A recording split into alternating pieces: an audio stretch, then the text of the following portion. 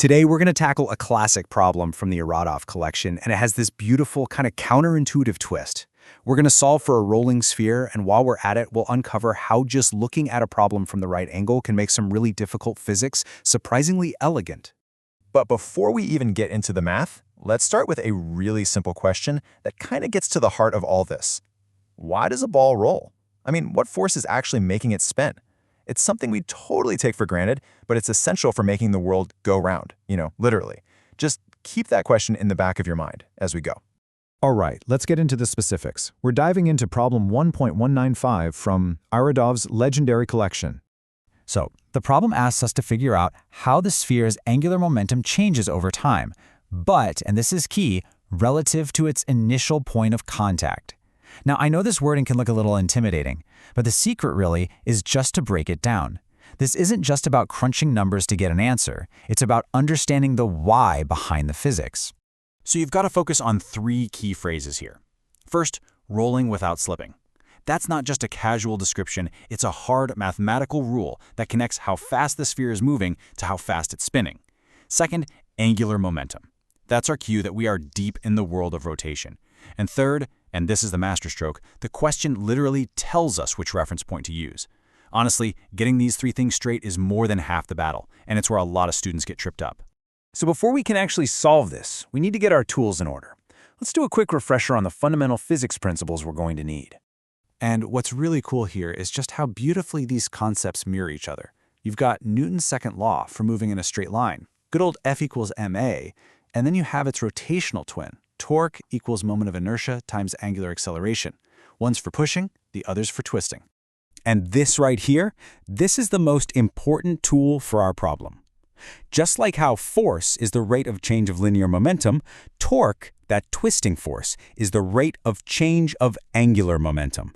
This one simple, powerful equation is the key that's going to unlock the whole thing. Okay, let's get to our first scenario and see how all this fits together. The sphere rolling down a real-world ramp, one with friction. This is the rolling without slipping part. So here's our game plan. We're going to follow a clear path. First, we'll draw out all the forces acting on the sphere: gravity, the normal force from the ramp, and of course, static friction.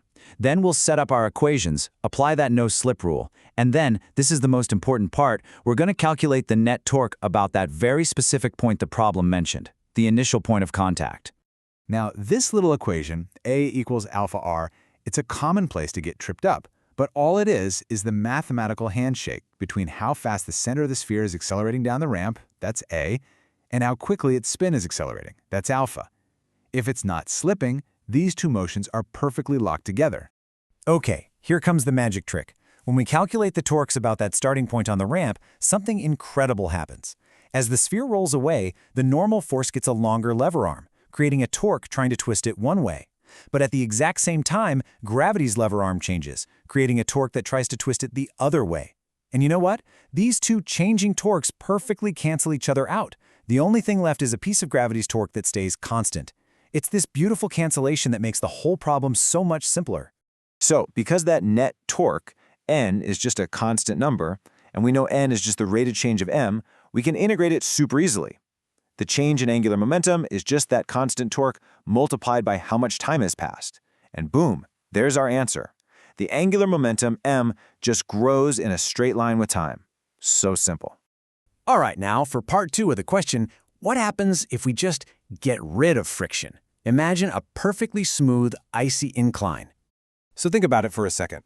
Without friction, can the sphere even roll? Remember that first question we asked? What force causes rotation? Friction. So if you take it away, the motion has to be completely different, right? So how on earth is that going to affect the angular momentum? The setup is almost identical. We've still got gravity pulling down and the normal force pushing up, but we've removed that one crucial player, friction. And by taking out the only force that could create a torque around the sphere's center, we've taken away its ability to spin. It can't roll, it can only slide. And here it is. This is the part of the problem that just blows your mind the first time you see it. When we go back and recalculate the net torque about that exact same initial point on the plane, even with the friction force totally gone, we get the exact same result. The math doesn't change a bit. And if the torque is the same, that means the final answer for the angular momentum, m of t, is also exactly the same. Now wait a minute, that feels like a paradox, doesn't it? How can the answer be the same when the sphere is doing something completely different? So if the result for m of t is the same, what was the whole point of friction? What did it actually do?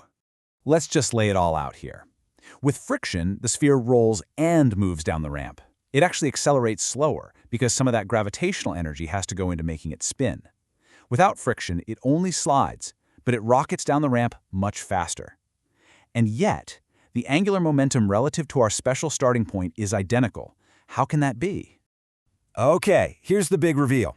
The total angular momentum about a point actually has two parts. There's spin, angular momentum, which comes from the object rotating around its own center, and there's orbital angular momentum, which comes from the object's center moving relative to the point.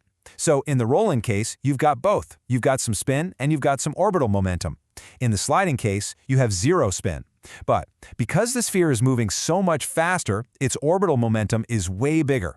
And it just so happens that these two different situations perfectly balance out to give the same total value. So here's the bottom line. Think of friction as a director. It's not the star of the show.